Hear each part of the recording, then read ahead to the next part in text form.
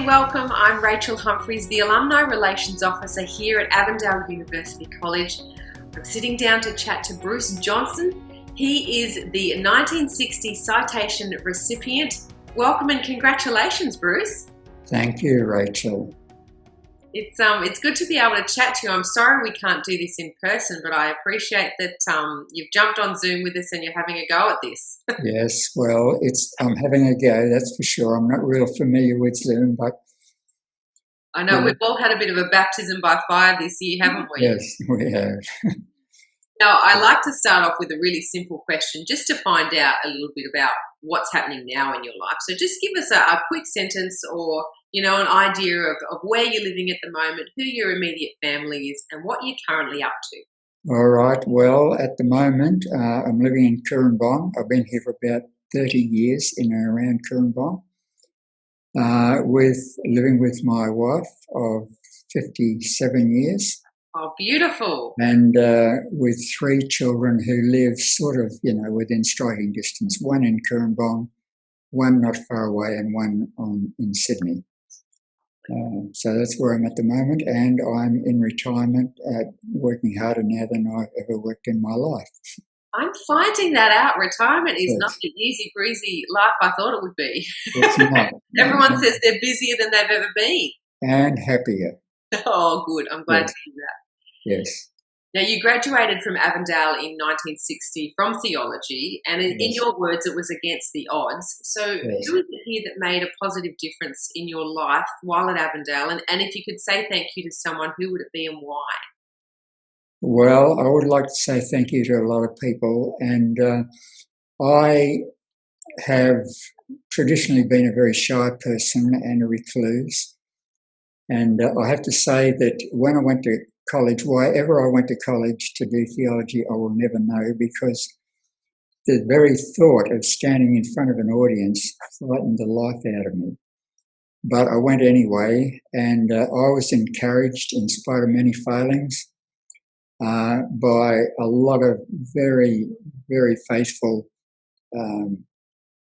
faculty members and classmates, some of whom are still my friends to this day, and one of whom, or a couple of whom, live within 2 or 3 kilometres of here. So we've remained good friends over the years. But I was so shy in retiring that the first sermon they gave me to preach in a little country church not far from here lasted about 5 minutes.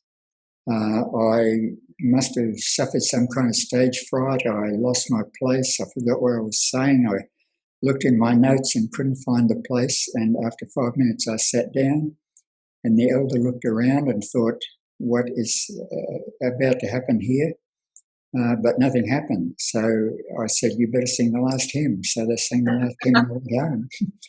And that was why it's sort of against the odds. But my friends and my mentors and people at college, particularly I remember Nelson Burns. He had worked as an intern many years before under my grandfather, who was also a pastor.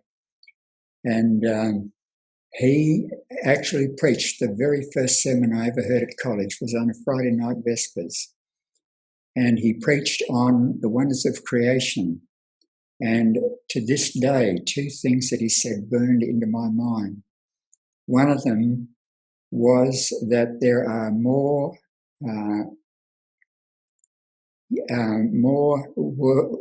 stars, worlds in the universe than there are drops of water in the ocean. And then he went on to say that the world is full of magical things, just waiting for our wits to grow sharper. I've never forgotten those things, and whether then or something else, I'm not sure, but I've always had a curious mind. I want to know what's going on. I want to see things that I've never seen before and that other people don't normally see. That's just one of the things. But I had no money. I had to work my way through college, and, one way and another, it's a pretty hard haul, but I made the grade. And, Owen Hughes is one of my classmates in the graduation class, and Richard Anderson. They both live near here. but there are many others that I could name, and they all deserve naming, but we don't have time. Well, I'm glad that while you were here, you had such a really impactful experience. And as students, I guess we tend to be fairly idealistic. But what are the ideals or the life focus for you that has changed since your time here, and how? Well, I was born, as I said, my grandfather was a pastor. My mother married a farmer with no education, so I didn't get much encouragement from him. But I grew up in an atmosphere around the Second World War of Adventist perfectionism. And I went to college with a firm conviction that if you wanted to see heaven, you had to live a sinlessly perfect life, particularly after the close of probation. And I tried very hard, but it was a pretty hard row to hoe, and I didn't do it very successfully. But I went to college with that thought, and I actually graduated from college with that thought. And then I went to New Zealand. I was invited to speak in a camp meeting one night, and I actually spoke on the necessity of being sinlessly perfect. I preached this sermon. So convinced was I. And not long after that, we were called to go to New Guinea. And while we were in New Guinea, one night, we had 3 children by this time. One night, about 1 o'clock in the morning, my youngest daughter, not quite 4, took a turn. And I took her into bed with me, and about before dawn, she died in my arms. An absolutely devastating experience. And yes, and at the time, I realised, now when I say I realised, this is a false realisation, but at the time I believed that my only chance of ever seeing that girl again was to be sinlessly perfect. And so we doubled down, but in vain. And at the end of the year, I attended a seminar extension school at Avondale College, where Laurendell was actually taking a class on perfection and perfectionism and showing the real biblical meaning of it. And there, for the first time, after being a pastor for 15 years, I realised that my salvation did not depend on what I was doing, grovelling around here on earth, but what Jesus did on the cross. And that changed the focus of my life. I realised from then on that I was here not to save myself, but to represent the saving grace of God to other people. And that's what I've been doing ever since. Yeah. Wow. So that was an ideal that changed. And Avondale didn't change it, but it laid the foundation for the changing of it. And I guess that statement by Nelson Burns that Friday night, the world is full of magical things. The universe is full of magical things just waiting for our wits to grow sharper. Yeah. And you've spent a lot of your life studying, a fair bit, and you've had a varied career in ministry and in science education, and now health in your retirement. Yes. Described your involvement in the CHIP program, as one of your significant professional accomplishments. So why has it meant so much to you? And, have you seen, what have you seen that has impacted you through CHIP? Well,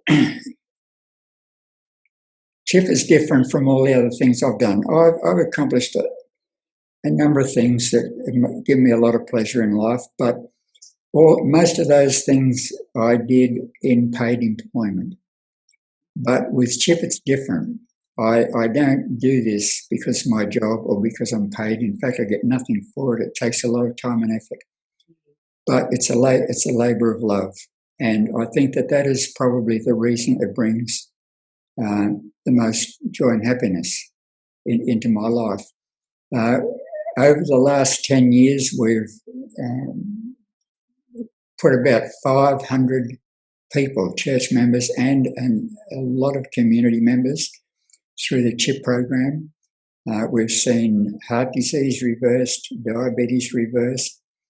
We had one man who came in threatened with a kidney transplant because his kidneys were on the edge of collapse. After 12 months on the CHIP program, the doctor couldn't find anything wrong with his kidneys. I've seen that happen. One lady was in bed 18 hours a day, couldn't get out of bed, hopelessly depressed. She had an incurable rash creeping across her face and down her shoulders and down her back. The doctors couldn't do anything for her. She had every medicine under the sun. Nothing worked. She had diabetes. She was in an absolute mess. Only a comparatively young woman, like in her 50s. That's, from my point of view, that's pretty young. You know? But anyway, after the CHIP, as a result of the CHIP program, the rash went away. She lost 35 kilos, and her family got a mother back, and a husband got a wife back that he didn't have before. So we saw that happen. And one of the most amazing things that came out of this was not a CHIP program here, but Owen Hughes, who lives up the road from us, alerted me, or somehow or other conveyed to me, that there was a lady in Africa, the matriarch of a tribe that had an Adventist school there that was being supported by Owen and Neville Cloughton and their wives and some other people that I could name. And this lady had diabetes, and she was confined to bed with gangrene developing in her feet as a result of the diabetes. She couldn't get out of bed. And I took a very long shot at this. In very, very simple language, I wrote out the CHIP protocol for dealing with diabetes. And I gave it to Owen, and Owen sent it to the daughter of the woman who lived in America who spoke English. That girl translated from English into the local language, sent it to Africa to her sister, who was with mother, and then the sister conveyed it to mother, and they worked on it. And in a few weeks or a couple of months, the lady was out of bed and walking again. Wow. And talk about Chinese whispers. However that happened, I will never know. But, you know, things like that really make life worth living, as far as I'm concerned. I can hear the excitement in your voice, and I can hear the passion for what you do. And you were telling me that now that you're in retirement, you're finishing your PhD. Is that correct? Well, I've been working on that for far too long, but I've had some leaves of absence and a few other things. But yes, that's what I'm working on, and hopefully, like within 2 or 3 months, it'll be ready to be handed in.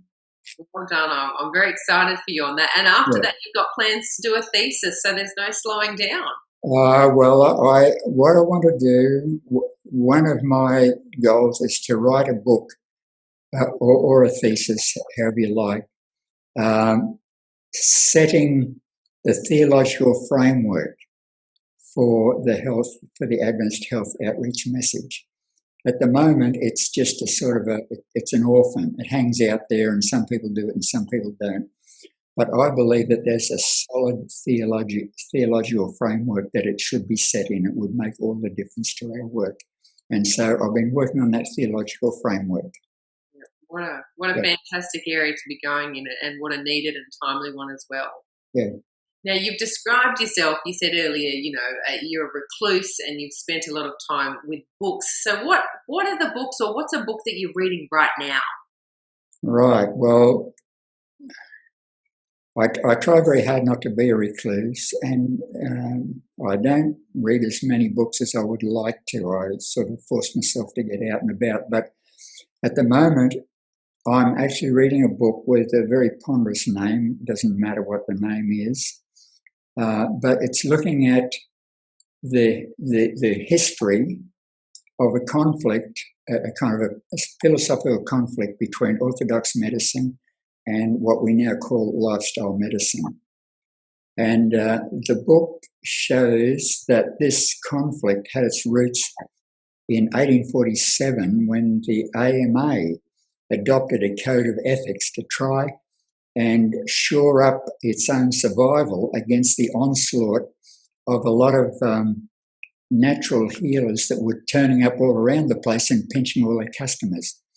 Now, you probably know that in the middle of the 19th century, the middle of the 1800s, doctors with puerperal fever were killing more mothers than babies were being born also, and doctors really had nothing to offer to anybody. But the alternative healers, like our home on the hill, which was a place that turned Ellen White's health around, one of them, and there was a string of people running these kind of health retreats, and medicine was missing out. So they banded together, they formed the American Medical Association, and they produced a code of ethics. And the code of ethics was that we doctors will lock arms, we will not criticize each other, we will not even judge anybody. All we will do is lock arms, and we will have nothing to do with those alternative healers. In fact, they called them, and this was very unique, I've never read this anywhere except in this book I'm reading at the moment. The Code of Ethics in 1847 actually called the alternative healers sectarians, like they were little sects of health. And they condemned them for not having any unity, even though the doctors had no unity. But the doctors hid their unity and criticised the others. And from then on, due to a lot of other circumstances, which I don't have time to go into now, medicine finds itself in its position of dominance in the world today, with serious consequences for the health of the population, because doctors have now assumed virtually 100% responsibility for health, and there is no education apart from CHIP programs and a few others around, but there's virtually no education for the general population on how to look after their own health. And I'm arguing for a redress of that imbalance. So that's one book, and then I'm interested in advanced health history and that kind of stuff. So they're the kind of books I read. I was going to say, it sounds like you're into it a lot and you're not slowing down. So good for you. And I look forward to, I think what you're doing sounds incredibly fascinating. Yeah. So well done. Bruce Johnston, the class of 1960 honours you for sharing a message of health and happiness with those in his church and community. Congratulations, and thank you so much for your time. Thank you. I'd just like to say that I'm accepting this honour on behalf of the army of fellow graduates from Avondale who are not being recognised at this time, but who deserve it every much as I do. Oh, that's really kind. Thank you. Okay.